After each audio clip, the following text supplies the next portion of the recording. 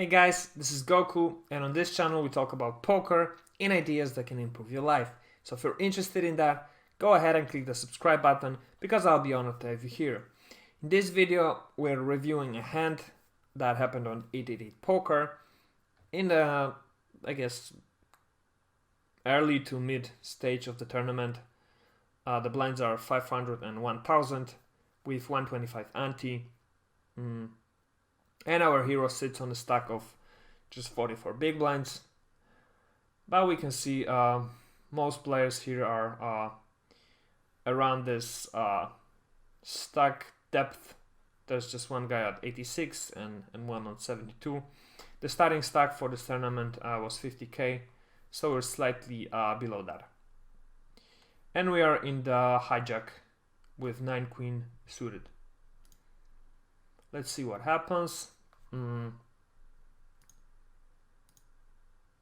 We have a limp from under the gun +1, and the action is on us. Actually, what's interesting about this table is we can see both our hero and many more of the players like limping here.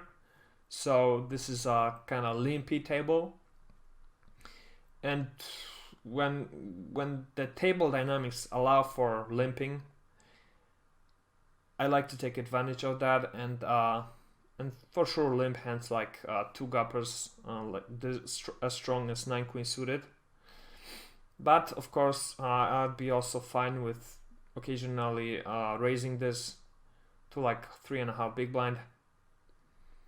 You can also fold this hand here. We're in a good position, but it's not a great position. If this was the bottom, then for sure I would prefer raising if there were no other limpers, or maybe even raising bigger than 3.5 if there were other limpers. But since we are on the hijack and there's still cutoff button and the blinds to play after us, I'd be fine with just limping this hand here, and perhaps we will see some other limpers behind. Or if somebody raises and there's a caller or maybe more, then for sure we can also call and see a flop with this hand. It's got a lot of potential, and for straights and flushes, and the pot will already be kind of blown up. We can try and, flop the nuts on a 44 big blind stack. So let's see what the hero does. And the hero does limp behind. The action folds around to the big blind,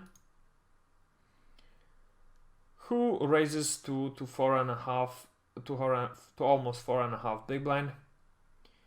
So I guess if the villain calls here, then we have an easy call. But the villain actually folds. But I guess in position, and with 30% odds, we can call this here for sure and see a flop. We can also fold. I'm fine with both options. I would lean in for sure a lot to calling, since this after 32 hands this villain seems like a loose player. He limps a lot and he raises a lot. He 3-bets 11%, but this is just 32 hands. So let's see what the hero does. And the hero does call as well. Yeah, I was just thinking if we could 3-bet here, but no, that wouldn't make too much sense since we limped. And we see a pretty good flop with king 10 of spades and 6 of clubs. So we hit a straight flush draw, which is always nice. And let's see what the villain does. And the villain actually bets kind of big. Like bets 75% of the pot. and he raised on the flop to 4.5x with 2 limpers, so that's not that bad, but still it kind of indicates strength. However, if we take into account, you know, his stats after 32 hands, he could still be doing this with a wide range. For sure, he has a lot of hands like Queen Jack suited here, you know, Ace Jack, Ace Queen, 9-8 suited, 10 Jack suited, King 10, King Jack. He's got a lot of he's got probably all of them, all of these hands, which have straight draws, flush draws, 2-pair types of hands. Pocket sixes, yeah, he also could have here when he bets this big. So I would lean in towards just calling this bet with the intention of jamming most turns, or if he bets, then raising all in. Because if we call this bet, then the pot is 29k almost, and we have, you know, 32k ish. So it's a perfect pot size bet on the turn. But we can also raise here, for sure. We can shove here, definitely. We can perhaps try and raise small.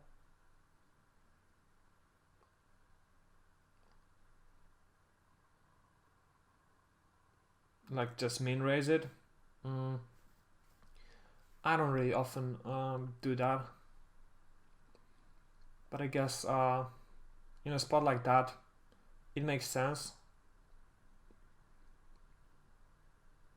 sometimes. But yeah, I would lean in towards calling, and with the intention of jamming most turns, or perhaps just jamming here. We got a straight flush draw, and for sure he's got a lot of weaker hands, which he might fold.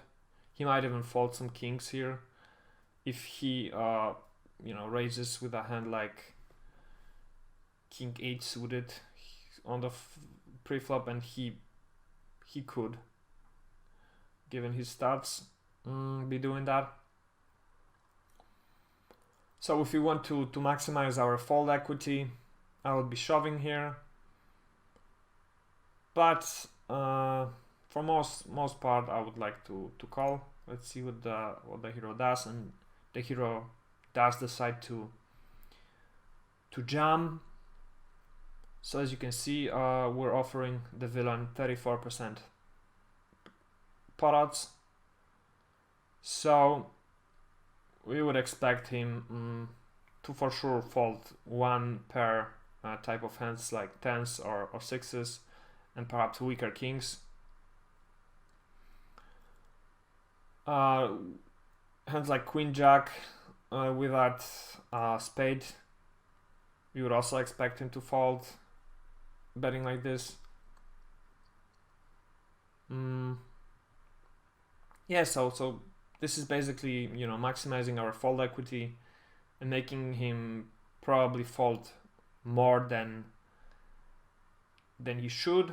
But you know, given the stats, I don't think it's a serious player, and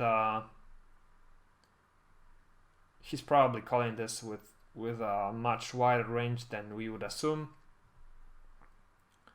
But let's see how this develops. The villain calls.